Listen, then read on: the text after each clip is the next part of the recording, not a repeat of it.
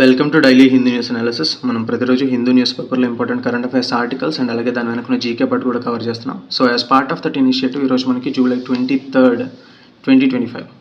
So ముందుగా ఈరోజు వచ్చిన ఇంపార్టెంట్ ఆర్టికల్స్ చూస్తే మనకి యాంటీ ఇజ్రాయిల్ బయాస్ అని చెప్పి US is exiting UNESCO again. So US UNESCO body నుంచి ఎగ్జిట్ అవుతుంది అని చెప్పేసి ఇచ్చారు. ఎందుకంటే యునెస్కో బాడీ అనేది ఇజ్రాయెల్కి యాంటీ ఇజ్రాయెల్ హెట్రిక్ అనేది చూపిస్తుంది అని చెప్పేసి so US is exiting this body again. And next important article చూస్తే మనకి top court issues notice to states centre on powers of president governors. So already according to the article 143 ప్రకారం so judicial powers అనేవి judicial orders అనేవి విధించవచ్చా గవర్నర్స్కి ప్రెసిడెంట్స్కి time line విధించవచ్చా states bill మీద act చేయడానికి అని చెప్పేసి ఒక అడ్వైజ్ అనేది సుప్రీంకోర్టుని అడిగారు. ఎవరు? ప్రెసిడెంట్ అడిగారు according to the article 143. So అది హియరింగ్ వచ్చినప్పుడు ఏం చెప్పారంటే డెఫినెట్లీ దాని మీద ఈ క్వశ్చన్స్ రేస్ చేశారు కదా, దాని మీద నేను ఆన్సర్ చేస్తాము సుప్రీంకోర్టు చెప్పింది. ఆ bench headed by BR Gavai, chief justice of India ఎవరంటే మనకి బిఆర్ గవై. సో ఆయన ఏం చెప్పారంటే ఆ ఇష్యూ అనేది ఒక్క తమిళనాడు కేరళకి సంబంధించిన స్టేట్కి సంబంధించిందే కాదు, ప్రతి state we are concerned with overall entire country అని చెప్పేసి అక్కడ జడ్జ్మెంట్ ఇచ్చారు. అండ్ అలాగే ఈ విషయంలో సో ఎవ్రీ స్టేట్కి నోటీస్ పంపించారు సో దట్ వాళ్ళ ఒపీనియన్ తెలుసుకోవడం కోసం అండ్ విత్ ఇన్ ఏ వీక్లో 1 వీక్లో పంపించాలి అని చెప్పేసి వాళ్ళ రెస్పాన్స్ కోరుతూ ప్రతి స్టేట్కి కూడా సో నోటీసెస్ అనేవి ఇష్యూ చేశారు రిగార్డింగ్ దిస్ మ్యాటర్. సో అది మళ్ళీ మిడ్ ఆగస్ట్ టైంలోకి మళ్ళీ డీటెయిల్ హియరింగ్ వస్తుంది. అప్పటికి డెఫినెట్లీ మేము దానికి ఆన్సర్ చేస్తాము అని చెప్పేసి ఇక్కడ చెప్పారు. అండ్ నెక్స్ట్ ఆర్టికల్ చూస్తే మనకి Dhankhar's exit notified but key questions remain. So ఇక్కడ vice president Jagdeep Dhankhar resign చేస్తారు కదా, సో ఎందుకు రిజైన్ చేస్తారని చెప్పేసి ఊహాగానాలు అనేవి ఉన్నాయి. సో అన్నోటిఫైడ్గా ముందుగానే చెప్పలేదు, సడన్ ఎగ్జిట్ చూస్తూ ఉంటే సంథింగ్ ఇస్ అ ఫిషీ అని చెప్పేసి ఇక్కడ ఇచ్చారు. కానీ ఇక్కడ మనం చూడాల్సిన ఇంపార్టెంట్ థింగ్స్ ఏంటంటే ఇన్ హిజ్ యాబ్సెన్స్ ఇప్పుడు వైస్ ప్రెసిడెంట్ మనకి రిజైన్ చేస్తారు కాబట్టి in his absence vice president ఆఫీస్ని రీప్లేస్ చేయడానికి ఏది మెకానిజం కూడా లేదు. ఫ్రెష్ ఎలక్షన్ మాత్రమే కండక్ట్ చేయాలి.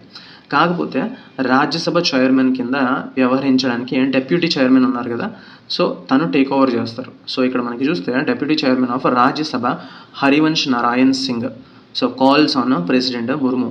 సో ఇక్కడ కాల్స్ ఆన్ అంటే మీటింగ్, ఇది ఒక ఫ్రేజ్ మనం ఆల్రెడీ చదువుకున్నాం ప్రీవియస్ అనాలిసిస్లో.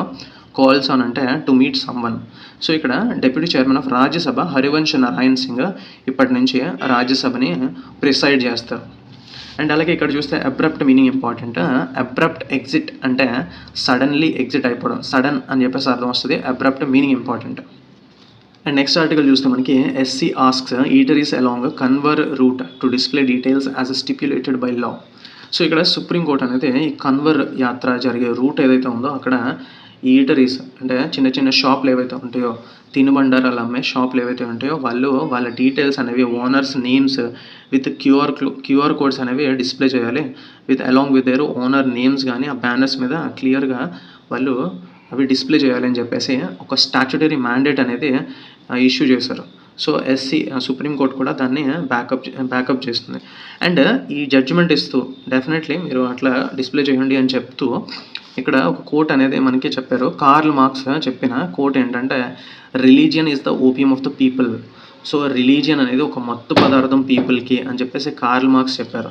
సో ఆ కోట్ అనేది ఇక్కడ కోట్ చేస్తూ సో ఈ జడ్జ్మెంట్లో ఇక్కడ చెప్పారు. అండ్ ఇక్కడ చూస్తే మనకి కన్వర్ యాత్ర జనరల్లీ ఏంటంటే కన్వర్ యాత్ర అంటే శివభక్తులు ఎవరైతే ఉంటారో లాట్ ఆఫ్ పీపుల్ నార్త్ ఇండియన్స్లో శివభక్తులు ఎవరైతే ఉంటారో వాళ్ళు గంగా అంటే హరిద్వార్ కానీ వేరే ప్లేస్లో ఉన్న గంగా జలం ఏదైతే ఉంటుందో గంగా వాటర్ ఏదైతే ఉంటుందో అది భుజాల మీద మోసుకొని ఆ లోకల్గా ఉన్న శివుడి టెంపుల్స్కి తీసుకెళ్తారు. సో దాన్ని మనం కన్వర్ యాత్ర అని చెప్పేసి అంటాం.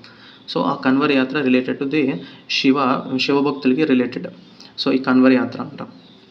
And next text and context పేజ్లో చూస్తే మనకి what is the legal status of right to vote అని చెప్పి ఇచ్చారు. అండ్ ఇక్కడ what is the difference between constitutional రైట్కి స్టాట్యుటరీ రైట్కి డిఫరెన్స్ ఏంటి, అండ్ అలాగే section 62 of representation of people act 1951 ఏం చెప్తోంది, అండ్ అలాగే అనూప్ బరన్వాల్ కేసులో మనకి జడ్జ్మెంట్ ఏమొచ్చింది అని చెప్పేసి ఇక్కడ హెడ్లైన్ ఇచ్చారు. అండ్ డీటెయిల్డ్గా చూద్దాం ఈ article, very important. And first of all on backdrop of మనకి స్పెషల్ ఇంటెన్సివ్ రివిజన్ జరుగుతుంది కదా ఎలక్టోరల్ రోల్ బీహార్లో, ఎందుకంటే అసెంబ్లీ ఎలక్షన్స్ జరగబోతున్నాయి, రానున్నాయి కాబట్టి ఈ స్పెషల్ ఇంటెన్సివ్ రివిజన్ అనేది జరుగుతూ ఉంది.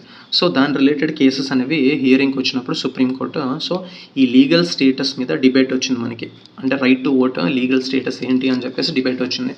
సో ఫస్ట్ ఆఫ్ ఆల్ మనకి వేరియస్ రైట్స్ ఏమున్నాయి చూద్దాం. సో ఫస్ట్ ఆఫ్ ఆల్ మనకి నేచురల్ రైట్స్ అని చెప్పేసి ఇన్హెరెంట్గా ఉంటాయి ఇవి మనకి, రైట్ టు లైఫ్ కానీ రైట్ టు లిబర్టీ కానీ, ఇవి generally considered as natural rights. So every ఇండివిజువల్కి నేచురల్గా ఉన్న రైట్స్ని నేచురల్ రైట్స్ అంటాం. అండ్ ఇండియన్ కోర్ట్స్ ఈ నేచురల్ రైట్స్ని కొన్నిటిని తీసుకెళ్ళి ఫండమెంటల్ రైట్స్లో పెట్టింది.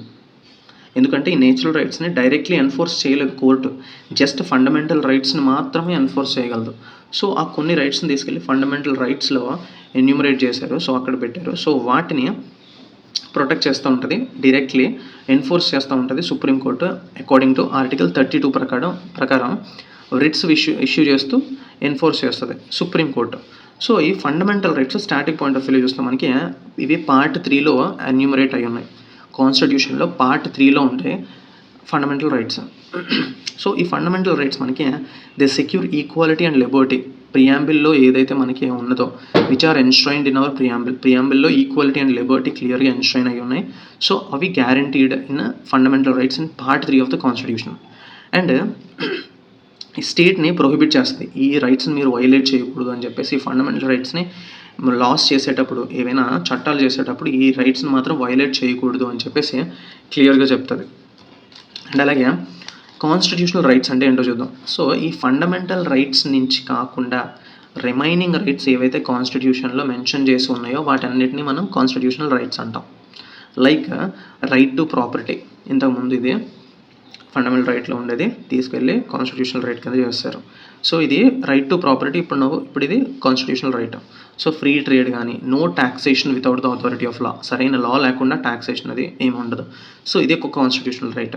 సో ఇట్లా ఈ రైట్స్ అనేవి మనకి according to this legislations, union government కానీ స్టేట్ గవర్నమెంట్ కానీ లెజిస్లేషన్స్ చేస్తుంది. విత్ దిస్ కాన్స్టిట్యూషనల్ మ్యాండేట్ ప్రకారం లెజిస్లేషన్స్ చేస్తుంది. సో దాని ద్వారా ఈ రైట్స్ అనేవి ఎక్సర్సైజ్ చేయొచ్చు. అండ్ హైకోర్టు అనేది అకార్డింగ్ టు ఆర్టికల్ 226 సో వీటిని ఎన్ఫోర్స్ చేస్తూ ఉంటుంది. సో అకార్డింగ్ టు సుప్రీంకోర్టు అయితే ఆర్టికల్ 32 ప్రకారం ఫండమెంటల్ రైట్స్ని ఎన్ఫోర్స్ చేస్తుంది. కానీ ఇక్కడ హైకోర్టు మాత్రం according to article 226 writs issue చేస్తుంది so as to enforce these rights. And అలాగే కాన్స్టిట్యూషనల్ రైట్స్ చూసాం, ఫండమెంటల్ రైట్స్ చూసాం. అండ్ ఇక్కడ చూస్తే at last statutory or legal rights.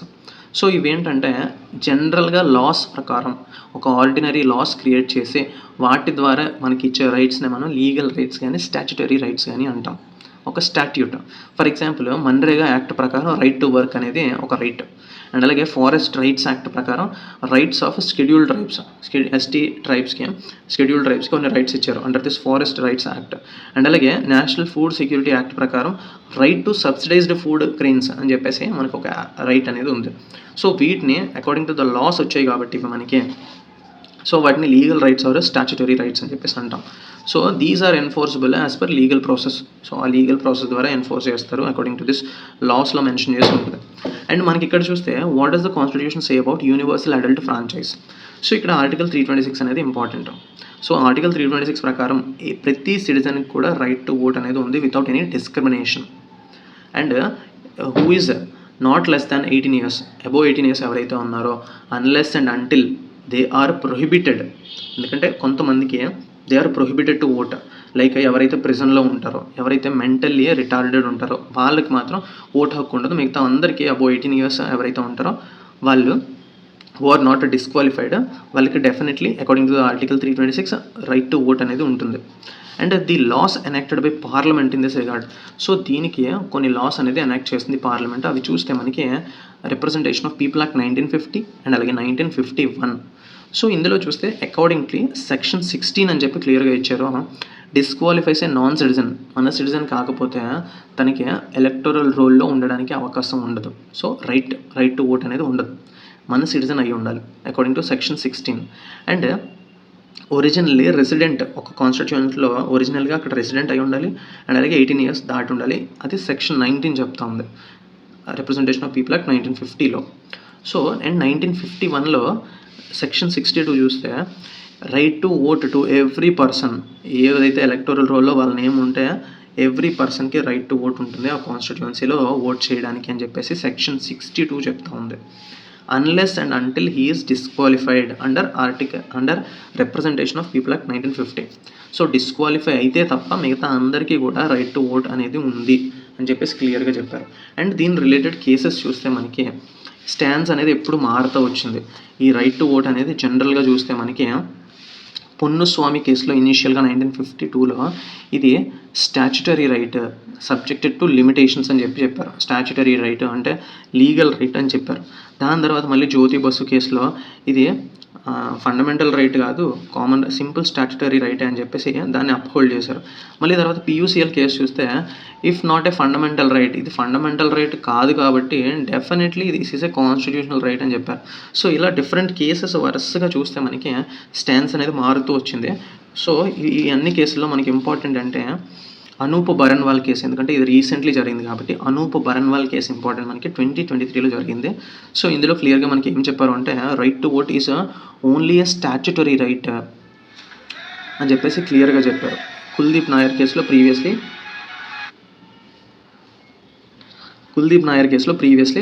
Statutory right అని చెప్పారు. సో దాన్ని అప్హోల్డ్ చేస్తూ మళ్ళీ అనూప్ బరన్వాల్ కేసులో కూడా definitely right to vote is a statutory right అని మాత్రమే చెప్పారు. కాకపోతే ఇక్కడ జస్టిస్ అజయ్ రస్తోగి ఈ అనూప్ బరన్వాల్ కేసు చెప్తా ఉన్నప్పుడు ఒక పాయింట్ అనేది చెప్పారు. ఈ రైట్ టు ఓట్ అనేది ఒక ఎక్స్ప్రెషన్ ఆఫ్ సిటిజన్. సో ఇది ఫండమెంటల్ రైట్ ఆర్టికల్ 19(1)లోకి వస్తుంది. So this is intrinsic to free and fair elections which is part of basic structure. So ఇది డెఫినెట్లీ దాని నుంచి ఆరిజినేట్ అయ్యి వస్తుంది కాబట్టి, ఫండమెంటల్ రైట్స్ నుంచి ఆరిజినేట్ అయ్యి వస్తుంది కాబట్టి, so it may be called as this constitutional right అని చెప్పేసి ఒక ఫ్యాక్ట్ అనేది చెప్పారు, ఇక్కడ ఒక పాయింట్ అనేది చెప్పారు. కానీ స్టిల్ ఓవరాల్ జడ్జ్మెంట్ చూస్తే మనకి అనూప్ బరన్వాల్ కేసులో it is only statutory right to vote అనేది ఒక స్టాచ్యుటరీ రైట్ మాత్రమే. అండ్ నెక్స్ట్ చూస్తే ఇక్కడ మనకి centre announces 1490 support price for Totapuri mangoes. So ఇక్కడ 1490 రూపీస్ పెర్ క్వింటల్ అంటే 100 kgs మనకి. సో దానికి 100 kgsకి 1490 రూపీస్ మినిమం సపోర్ట్ ప్రైస్ అనేది గవర్నమెంట్ అనౌన్స్ చేసింది. అండ్ ఈ సపోర్ట్ ప్రైస్ అనేది 50-50 రేషియోలో centre and Andhra Pradesh government bear చేస్తాయి.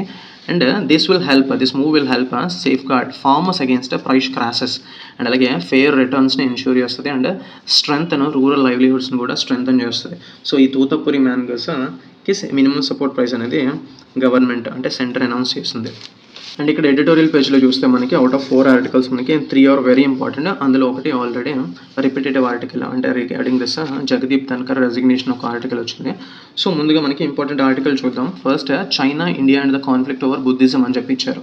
సో ఈ ఎడిటోరియల్లో ఈ ఆర్టికల్ చూస్తే మనకి చైనాకి ఇండియాకి మధ్య ఇండో పెసిఫిక్లో నేవల్ ఎక్స్పాన్షన్లో ఒకవైపు జరుగుతూ ఉంది ఒక యుద్ధం అంటే అది యాక్టివ్గా లేనప్పటికీ ఇన్యాక్టివ్గా ఎప్పటికప్పుడు ఎస్కలేషన్స్ అవి అవుతూ ఉంటాయి. సో నేవల్ ఎక్స్పాన్షన్ జరుగుతూ ఉంది ఇండో పెసిఫిక్లో. సో అది మనకు ఒక డేంజర్, ఒక ఛాలెంజ్ అయినప్పటికీ the real geo political frontier మాత్రం ఓషన్స్లో లేదు, మనకి హిమాలయాస్లో ఉంది. అది కూడా ఆయిల్, ట్రేడ్, వెపన్స్ ఇందులో లేదు, ఫెయిత్లో ఉంది మనకి రియల్ ఛాలెంజ్ అని చెప్పేసి ఇక్కడ ఇచ్చారు. ఆ ఫెయిత్ ఏంటంటే రీసెంట్లీ మనకి ఎక్కువగా ఈ హిమాలయన్ స్టేట్స్లో మనకి బుద్ధిజం అనేది ఎక్కువగా ఉంటుంది. అక్కడ మొనాస్ట్రీస్ ఉంటాయి. ఒకప్పుడు ఇవి మీడియేషన్కి, మొనాస్టిక్ ఎడ్యుకేషన్కి ఉండేవి. కానీ ఇప్పుడు నేషనల్ పవర్ గేమ్స్కి ఒక సెంటర్ పాయింట్ కింద తయారయ్యాయి ఈ మొనాస్ట్రీస్ నథింగ్ బట్ బుద్ధిస్ట్లే ఎక్కడైతే ఉంటారో వాళ్ళు ఉండే ప్లేసెస్ని, ఉండే టెంపుల్స్ లైక్ స్ట్రక్చర్స్ని మొనాస్ట్రీస్ అని చెప్పేసి అంటాం. సో ఇక్కడ చూస్తే China's campaign has escalated. So ఇక్కడ హిమాలయన్ బుద్ధిజం చాలా వరకు ఇన్ఫ్లుయెన్స్ చేస్తుంది చైనా అండ్ ఇండియా రిలేషన్స్ని. ఎందుకంటే సిన్స్ 1950లో దలైలామా ఎక్సైల్ అంటే ఒక రెఫ్యూజీ కింద ఇండియాకు వచ్చేసారు. ఎందుకంటే టిబెట్లో ఎక్కువగా చైనీస్ కంట్రోల్ ఎక్కువగా పెరిగిపోయి టిబెట్ని ఆక్రమించుకొని సో లాట్ ఆఫ్ యాక్టివిటీస్ చేస్తూ ఉంటే అక్కడి నుంచి రెఫ్యూజీ కింద దలైలామా అనేది ఇండియాకు వచ్చేసారు. సో దట్ ఇండియా రెఫ్యూజీ అనే క్యాంప్ అనేది తనకి కలిగించింది. సో అప్పటి నుంచి కూడా Dalai Lama is nothing but, Dalai Lama అంటే ఒక గురు అంటే ఎలక్టెడ్ టైప్ లీడర్ కానీ గురువు అని చెప్పేసి అంటాం బుద్ధిజంలో దలైలామాని. సో ఆ దలైలామాకి సక్సెషన్ అనేది ఇప్పుడు ఒక ఇంట్రెస్టింగ్ పాయింట్ కింద మారింది. ఎందుకంటే హీఈస్ క్లోజ్లీ మొన్న 90 సంవత్సరాలు వచ్చాయి. సో దట్ నెక్స్ట్ సక్సెషన్ ఎవరైతే వస్తారో అని చెప్పేసి దాని గురించి ఎక్కువగా చర్చ జరుగుతూ ఉంది. అండ్ ఇక్కడ చూస్తే ఫస్ట్ ఆఫ్ ఆల్ బీజింగ్ ఎప్పుడు కూడా డామినేట్ చేస్తూ ఉంది, ఈ టిబెటన్ రిలీజియస్ లైఫ్ని డామినేట్ చేస్తూ ఉంది. ఎందుకంటే అక్కడ లామాస్, నథింగ్ బట్ లామాస్ అంటే గురూస్. ఈ దలై లామా ఎలా అయితే ఉన్నారో అక్కడ ఉన్న ఇండిపెండెంట్ లామాస్ని, వాళ్ళ రైట్స్ని కూడా సో పొలిటికల్ అథారిటీతో వాళ్ళని మేనేజ్ చేయాలి అని చెప్పేసి ఎప్పుడు కూడా బీజింగ్ ప్రయత్నిస్తూ ఉంటుంది, అంటే చైనా ఎప్పుడు కూడా ప్రయత్నిస్తూ ఉంటుంది. అండ్ అలాగే రీసెంట్లీ డేటాబేస్ మొత్తం కూడా టిబెట్ ఓవరాల్ టిబెట్లో మొనెస్ట్రీ యాక్టివిటీస్ మీద మొత్తం ఓవరాల్ డేటాబేస్ అనేది చైనా దగ్గర ఉంది. అండ్ అలాగే China is using this as a instrument of soft power కింద యూజ్ చేయడానికి ట్రై చేస్తుంది ఓవరాల్. ఎందుకంటే Buddhism is lot more expanded beyond boundaries, so that instrument of soft power కింద యూజ్ చేయడానికి ట్రై చేస్తుంది. అండ్ ఇండియా వైపు చూస్తే మనకి, ఎందుకంటే ప్రస్తుతం దలై లామా ఇండియాలో ఉన్నారు కాబట్టి సో ఆ సక్సెషన్ అనేది మోస్ట్లీ అవుట్ ఆఫ్ చైనా ఎవరైతే ఉన్నారో ఇండియన్ కానీ లేదంటే శ్రీలంకన్ లేదంటే వేరే అదర్ కంట్రీ నుంచి ఈ సక్సెషన్ చూడడానికి దలై లామా చూస్తున్నారు. కానీ చైనా గవర్నమెంట్ ఏం చెప్తుందంటే we will elect this Dalai Lama, అంటే చైనా కంట్రీ నుంచే ఎవరో ఒకరిని దలై లామా అంటే నెక్స్ట్ గురువు కింద సక్సెషన్ చేయడానికే చూస్తూ ఉంది. అండ్ క్లియర్గా చెప్పింది బీజింగ్ కూడా గోల్డెన్ ఆన్ మెథడ్ అని చెప్పేసి, centuries old golden on method ద్వారా మేము అపాయింట్ చేస్తామని చెప్పేసి. Golden on method is nothing but ఒక చిన్న చిన్న చిట్టీల మీద పేర్లు రాసి అదొక గోల్డ్ కలర్ ఉన్న ఒక పాత్రలో పెట్టి సో ఒక చిట్టీని బయటకు తీస్తారు. సో దాన్నే గోల్డెన్ ఆన్ మెథడ్ అని చెప్పేసి అంటాం. సో దాన్ని యూజ్ చేసి మేము డెఫినెట్లీ అపాయింట్ చేస్తాము నెక్స్ట్ సక్సెసర్ లామాని ఈ బుద్ధిజంకి అని చెప్పేసి ఇక్కడ ఇచ్చారు. అండ్ ఇక్కడ చూస్తే ఇన్ కేస్ అలా జరిగినట్లయితే ఒక పక్క దలై లామా, ఇండియాలో ఉన్న దలై లామాకి కూడా ఇంకొక సక్సెషన్ వచ్చినట్లయితే ఈ టిబెటన్ బుద్ధిజం అనేది స్ప్లిట్ అయిపోతుంది. So that people should take a sides. So అది చాలా పెద్ద ప్రాబ్లం అయిపోతుంది అని చెప్పేసి ఇక్కడ ఇచ్చారు. అండ్ అలాగే బీజింగ్ చూస్తే నేపాల్లోని అండ్ పక్కన ఉన్న భూటాన్లో లాట్ మోర్ చాలా వరకు ఇన్వెస్ట్ చేసింది. అండ్ బుద్ధాస్ బర్త్ ప్లేస్ అయిన లుంబినీలో బర్త్ ప్లేస్, సో అక్కడ కూడా చాలా వరకు ఇన్వెస్ట్ చేశారు. అండ్ బుద్ధిస్ట్ డిప్లొమసీ కింద చూస్తూ ఉంది చైనా అనేది.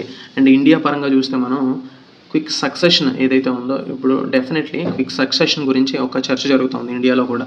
సో దానికి చైనా అనేది చెప్తా ఉంది, మీరు అందులో కలుగజేసుకోకండి, ఇది ఇంటర్నల్ అఫైర్స్లోకి వస్తుంది, సో టిబెటన్ బుద్ధిజం రిలేటెడ్ ఇష్యూస్ని మీరు టచ్ చేయకండి అని చెప్పేసి చైనా చెప్తా ఉంది ఒక పక్క నుంచి. కానీ ఏదేమైనప్పటికీ దిస్ ఈజ్ అన్ ఆపర్చునిటీ అంటే ఛాలెంజ్ మనకి, ఎందుకంటే దలై లామాని మనం హోస్ట్ చేస్తున్నాం. సో నెక్స్ట్ సక్సెసర్ ఎవరైతే ఉంటారో వాళ్ళని మనం హోస్ట్ చేయడం ఒక ఆపర్చునిటీ కింద చూడాలి. అండ్ అలాగే ఒక ఛాలెంజ్ కూడా, ఎందుకంటే చైనీస్ దగ్గర నుంచి ప్రెషర్ ఉంటుంది కాబట్టి. సో ఓవరాల్గా ఇక్కడ చూస్తే మనకి మిజైల్స్తో వార్ జరగట్లేదు, స్పిరిచువల్ సక్సెషన్ క్రైసిస్తో జరుగుతూ ఉంది మనకి. And submarines, air craft carriers లేవు ఇక్కడ మనకి, రీఇన్కార్నేషన్స్, ప్రేయర్స్తో వీటితో జరుగుతూ ఉంది మనకి.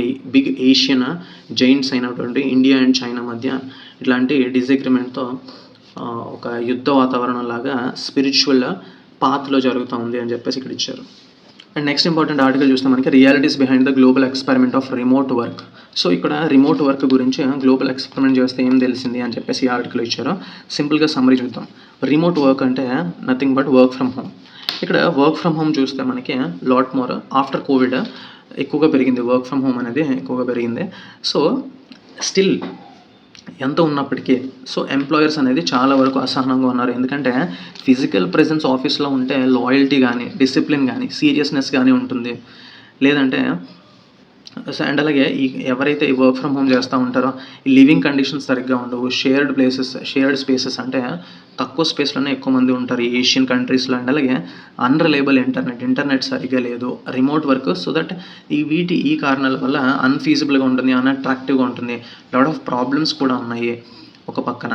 అండ్ అలాగే మోస్ట్లీ ఇక్కడ చూస్తే విమెన్స్ ఎక్కువ ప్రిఫర్ చేస్తున్నారు వర్క్ ఫ్రమ్ హోమ్ చేయడానికి, ఎందుకంటే to balance their unpaid work ఏదైతే ఉందో, ఇంట్లో కేర్ గివింగ్ ఏదైతే చేస్తారో సో దాన్ని బ్యాలెన్స్ చేసుకోవడం కోసం వర్క్ ఫ్రమ్ హోమ్ ఎక్కువగా విమెన్ ప్రిఫర్ చేస్తూ ఉన్నారు. జెండర్ ఈక్వాలిటీ పరంగా చూస్తే ఈ హౌస్ హోల్డ్ లేబర్ ఏదైతే ఉందో దాన్ని అన్ఈక్వల్గా డివిజన్ అనేది జరగట్లేదు. సో ఇంట్లో మెన్ షేర్ చేసుకోవట్లేదు. సో దట్ విమెన్ అనేది వర్క్ ఫ్రమ్ హోమ్ ఆప్షన్కి ఎక్కువగా ప్రిఫర్ చేస్తున్నారు టు బ్యాలెన్స్, అంటే to balance their unpaid work, care గివింగ్ని ఆ రోల్‌ని ఏదైతే కేర్ గివర్ రోల్ ఉంటదో దాన్ని ఫుల్‌ఫిల్ చేయడం కోసం సో వర్క్ ఫ్రమ్ హోమ్ అని ఎక్కువ ప్రిఫర్ చేస్తున్నారు. అండ్ మెన్ ఎక్కువగా ఎందుకు ప్రిఫర్ చేస్తున్నారంటే హెల్త్ గానీ, హాబీస్‌కి కానీ, క్రియేటివిటీకి గానీ ఎక్కువగా టైం ఉంటుంది వర్క్ ఫ్రమ్ హోమ్ చేస్తే అని చెప్పేసి మెన్ ప్రిఫర్ చేస్తున్నారు. అండ్ స్టిల్ ఇక్కడ చూస్తే గ్లోబల్ యావరేజ్ చూస్తే మనకి 2.6 డేస్ పెర్ వీక్ మాత్రమే ఇప్పుడు ప్రస్తుతం ఉన్న ఐడియల్ రిమోట్ డేస్. అంటే work from home days 2.6 days per week కింద ఉంది గ్లోబల్ యావరేజ్ చూస్తే. అండ్ ఎంప్లాయీస్ పరంగా చూస్తే వీళ్ళేమంటున్నారంటే టీమ్ స్పిరిట్ తగ్గిపోతుంది వర్క్ ఫ్రమ్ హోమ్ ఇవ్వడం వల్ల. సో ఆఫీస్‌లో ఉంటే టీమ్ స్పిరిట్ ఉంటది. అండ్ అలాగే ఓవర్ సైట్ ఉంటది. ఇన్నోవేషన్ కూడా తగ్గిపోతుంది. సో దట్ అండ్ అలాగే కొన్ని ఇండస్ట్రీస్‌కి ఈ టూల్స్ సిస్టమ్స్ కానీ, ఇన్‌ఫ్రాస్ట్రక్చర్ కానీ సరిగ్గా లేదు రిమోట్ యాక్సెస్ ప్రొవైడ్ చేయడానికి. అండ్ అండ్ అలాగే ఒక డేటా ప్రకారం చూస్తే మనకి వర్క్ ఫ్రమ్ హోమ్ చేస్తున్న వల్ల ఫిజికల్ ఎయిల్మెంట్స్ పెరిగిపోయాయి ఎక్కువగా. Back aches, head aches, eye strain కానీ, జాయింట్ పెయిన్స్ కానీ ఐసోలేషన్‌లో ఉండి చేస్తూ ఉంటారు కదా వర్క్ ఫ్రమ్ హోమ్ ఇంటి దగ్గర. సో దట్ వీళ్ళకి ఎక్కువగా ఫిజికల్ ప్రాబ్లమ్స్ అనేవి ఎక్కువగా పెరిగాయని చెప్పేసి ఒక డేటా చెప్తుంది. కానీ స్టిల్ ఒక గ్రేటర్ అటానమీ అనేది బెటర్ వర్క్ లైఫ్ బ్యాలెన్స్ అనేది మనకి ఎక్కువగా ఉంటుంది వర్క్ ఫ్రమ్ హోమ్ చేస్తే. అండ్ అలాగే లెస్ కమ్యూటింగ్ స్ట్రెస్ అంటే ప్రయాణం. సో ఎక్కువగా ప్రయాణం చేయాల్సిన పని ఉండదు. సో దానివల్ల ఒక బర్డెన్ అనేది ఈజ్ అవుతుంది. అండ్ అలాగే హయ్యర్ జాబ్ సాటిస్ఫాక్షన్ అనేది ఉంటుంది వర్క్ ఫ్రమ్ హోమ్‌లో. అండ్ ఇక్కడ పాసిబుల్ ఆల్టర్నేటివ్స్ ఏంటి అని చెప్పేసి ఇక్కడ ఇచ్చారు. ఫైనల్‌గా హైబ్రిడ్ వర్క్ మోడల్ అనేది మనం అడాప్ట్ చేసుకుంటే బాగుంటుంది. అంటే mix of home and office time. అంటే కొన్ని రోజులు ఆఫీస్‌కి వెళ్ళడం, ఒక 3 డేస్ హోమ్ అంటే వర్క్ ఫ్రమ్ హోమ్ చేయడం. ఇలా హైబ్రిడ్ వర్క్ మోడల్‌ని సపోర్ట్ చేస్తే బెటర్ ప్రొడక్టివిటీ అనేది చూడొచ్చు మనం. అండ్ అలాగే హెల్తీ రొటీన్స్‌ని, బ్రేక్స్‌ని, అలాగే డిజిటల్ బౌండరీస్‌ని క్రియేట్ చేయాలి to prevent this burnout.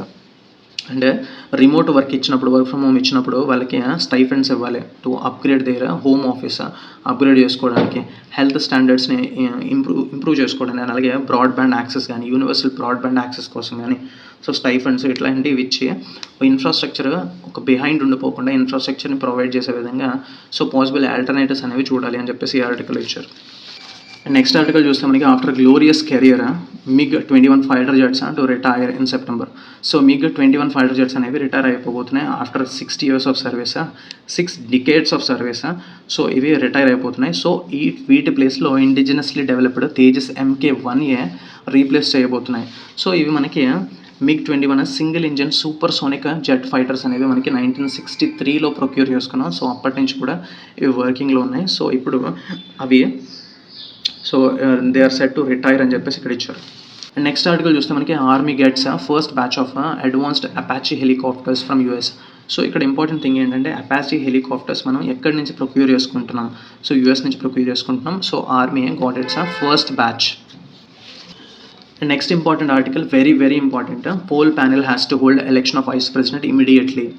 So ఇక్కడ first of all static point of వ్యూలో చాలా ఇంపార్టెంట్ ఈ ఆర్టికల్. సో ఇక్కడ చూస్తే వైస్ ప్రెసిడెంట్ ఆల్రెడీ పోస్ట్ అనేది వేకెంట్ అయిపోయింది. సో ఎందుకంటే మిడ్ టర్మ్లో సో ఈయన రెసిగ్నేషన్ చేశారు కాబట్టి జగదీప్ ధన్కర్. సో వెంటనే ఫ్రెష్ ఎలక్షన్ అనేది కండక్ట్ చేయాలని చెప్పేసి ఇక్కడ ఇచ్చారు. ఎందుకంటే ఈ ఎలక్షన్స్ కండక్ట్ చేసేది ఎవరంటే మనకి ఎలక్షన్ కమిషన్. సో ఈ వేకెంట్ అయిన పొజిషన్ ఫిల్ చేయడానికి ఎలక్షన్ కమిషన్ ఎలక్షన్స్ అనేది కండక్ట్ చేస్తుంది. సో జనరలీ ఈ వైస్ ప్రెసిడెంట్ ఆఫీస్ చూస్తే మనకి 5 years టర్మ్ అనేది ఉంటుంది. సో ఇన్ కేస్ ఆ టర్మ్ పూర్తిగా కంప్లీట్ చేసి ఎక్స్పైర్ అయితే మాత్రం నెక్స్ట్ వైస్ ప్రెసిడెంట్ వచ్చే వరకు ప్రీవియస్ ఎవరైతే ఉన్నారో ఆయన ఉండొచ్చు, వైస్ ప్రెసిడెంట్ కింద కంటిన్యూ అవ్వచ్చు. If in case only term expire అయిపోతే 5 years కంప్లీట్ అయిపోతే మాత్రమే. ఇఫ్ ఇన్ కేస్ డెత్తో కానీ, రిమూవల్ లేదంటే రెసిగ్నేషన్ ఇచ్చినప్పుడు, సడన్గా వేకెన్సీ వచ్చినప్పుడు మాత్రం సక్సెషన్ ఎలా చేయాలి అని చెప్పేసి క్లియర్గా లేదు. అపార్ట్ ఫ్రమ్ ఫ్రెష్ ఎలక్షన్ చేయడమే ఒక్కటే దారి. సో అందుకే ఫ్రెష్ ఎలక్షన్ కండక్ట్ చేయాలని చెప్పేసి ఇక్కడ చెప్తున్నారు. అండ్ అలాగే ఇక్కడ in case of this absence of this vice president మనకి డెప్యూటీ చైర్మన్ ప్రొసీడింగ్స్ అనేవి ప్రిసైడ్ చేస్తూ ఉంటారు. రాజ్యసభలో ఆల్రెడీ చూసాం మనం. అండ్ వైస్ ప్రెసిడెంట్ ఎలక్షన్స్ జరిగినప్పుడు ఎలక్టోరల్ కాలేజ్ అంటే ఎన్నుకోవడానికి అంటే ఓట్ వేయడానికి ఎవరెవరు అర్హులు అనేది ఇక్కడ ఇంపార్టెంట్ మనకి. So members of Lok Sabha and అలాగే Rajya Sabha both elected nominated persons కూడా ఓట్ వేయవచ్చు ఇక్కడ, బోత్ లోక్సభ అండ్ రాజ్యసభలో. వెరాజ్ ఇన్ ప్రెసిడెంట్ ఎలక్షన్స్ చూస్తే మనకి నామినేటెడ్ పర్సన్స్ ఓట్ వేయడానికి ఉండదు. అండ్ అలాగే ఇప్పుడు ఎవరైనా ఈ పోస్ట్కి అంటే ఈ వైస్ ప్రెసిడెంట్ పోస్ట్కి నించోవాలి అంటే సో ఆ నామినేషన్ పేపర్ వేయడానికి ఒక 20 members support as first timers and అలాగే సెకండర్స్ కింద 20 electors అనేవి సపోర్ట్ ఉండాలి. అంటే ఓవరాల్గా 40 members సపోర్ట్ అనేది ఉండాలి. ఆ నామినేషన్ పేపర్ ఫైల్ చేయాలి అంటే. సో అది రిటర్నింగ్ ఆఫీసర్కి ఇవ్వాలి. విత్ సెక్యూరిటీ డిపాజిట్ వాళ్ళు 15,000 రూపీస్ డిపాజిట్ చేయాలి. సో ఓవరాల్గా వైస్ ప్రెసిడెంట్ ఎలక్షన్కి నించోవాలి అంటే. అండ్ అలాగే ఇక్కడ అకార్డింగ్ టు ఆర్టికల్ 66 చూస్తే మనకి the election of the vice president క్లియర్గా చెప్తా ఉంది. Based on system of proportional representation by means of single transferable vote secret ballot system ద్వారా జరుగుతూ ఉంటుంది. ఇక్కడ system of proportional representation by means of single transferable vote అంటే so ఒక 4 members నుంచున్నారు అనుకోండి, 1 2 3 4 నుంచున్నారు. సో ఇక్కడ ఎలా అంటే మనం ఒక్కరికే ఓట్ వేయడం కాదు, మనం ప్రిఫరెన్స్ ఇవ్వాలి. ఇక్కడ సింగిల్ ట్రాన్స్ఫరబుల్ ఓట్ అంటే సో నేను ఫస్ట్ సెకండ్ పర్సన్కి ఫస్ట్ ప్రిఫరెన్స్ ఇస్తాను, అండ్ అలాగే థర్డ్ పర్సన్కి నెక్స్ట్ ఇస్తాను, దాని తర్వాత ఫస్ట్ పర్సన్కి ఇస్తాను. అలా ప్రిఫరెన్స్ ఇస్తూ ఉండాలి. ఎంతమంది ఉన్నారో వాళ్ళ ప్రిఫరెన్స్ ఉండాలి.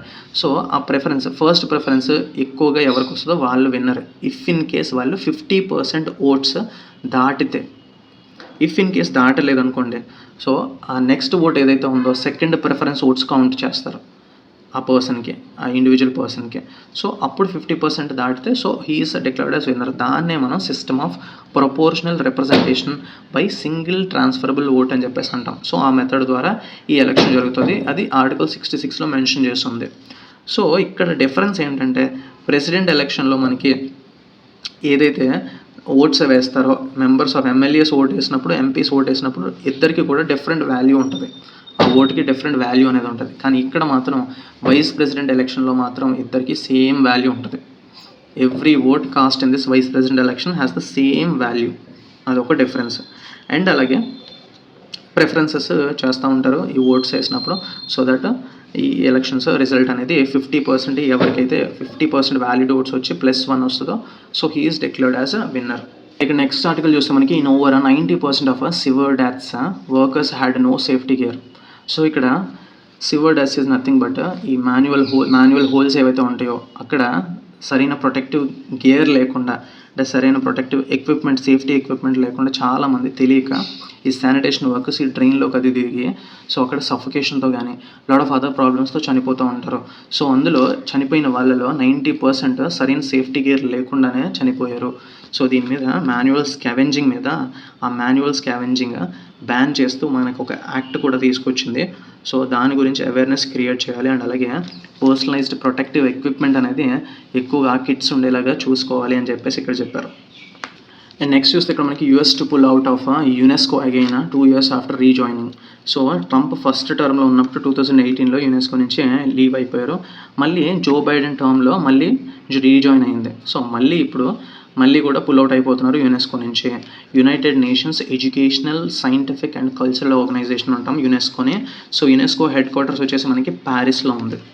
సో ఎందుకు యుఎస్ అనేది ఎగ్జిట్ అవుతుంది అంటే ఇక్కడ మనకి స్టేట్ ఆఫ్ ప్యాలెస్తీన్ని అడ్మిట్ చేయడానికి ఆలోచిస్తూ ఉంది యునెస్కో. అండ్ అలాగే ఇది యాంటీ ఇజ్రాయెల్ హెట్రిక్ అనేది చూస్తూ ఉంది ఈ ఆర్గనైజేషన్లో ఎక్కువగా ఉంటుంది అని చెప్పేసి దాన్ని ఒక రీజన్ కింద చెప్పి US is exiting. So US exit అవడంతో, ఎందుకంటే ఎక్కువగా ఫండింగ్ అనేది యూఎస్ నుంచి వస్తుంది కాబట్టి సో ఏజెన్సీ అనేది డెఫినెట్లీ ఎఫెక్ట్ అవుతుంది అని చెప్పేసి. కాకపోతే UNESCO's director general Audrey Azoulay, so director general important, UNESCO director general Audrey Azoulay ఇలాంటి సిచ్యువేషన్ వస్తే మేము కోపప్ అవ్వడానికి, ఎందుకంటే యూఎస్ నుంచి వచ్చే బడ్జెట్ షేర్ అనేది తగ్గిపోతుంది కాబట్టి దాన్ని కోపప్ అవ్వడానికి మేము రెడీగా ఉన్నామని చెప్పేసి క్లియర్గా చెప్పారు ఇక్కడ. అండ్ నెక్స్ట్ చూస్తే ఇక్కడ మనకి కెప్టెన్ హర్మన్ప్రీత్ గోసా ballistic propels India to mammoth total అని చెప్పించారు. ఇక్కడ మ్యామత్ టోటల్ అంటే బిగ్ టోటల్, లార్జ్ అని అర్థం వస్తుంది. So mammoth meaning important. So ఈ రోజు వీడియో బిట్ లెందీగా ఉండొచ్చు, ఎందుకంటే లాట్ ఆఫ్ ఇంపార్టెంట్ ఆర్టికల్స్ వచ్చాయి, ఎందుకంటే లైన్ టు లైన్ కూడా చాలా ఇంపార్టెంట్గా వచ్చాయి. So that video might be lengthy and end వరకు వచ్చినట్టయితే definitely you are gaining a lot from these videos. And done అని చెప్పి కామెంట్ చేయండి, so that it acts the motivation for you, so that you are consistent and I'm also consistent. And that's it. Thank you for watching.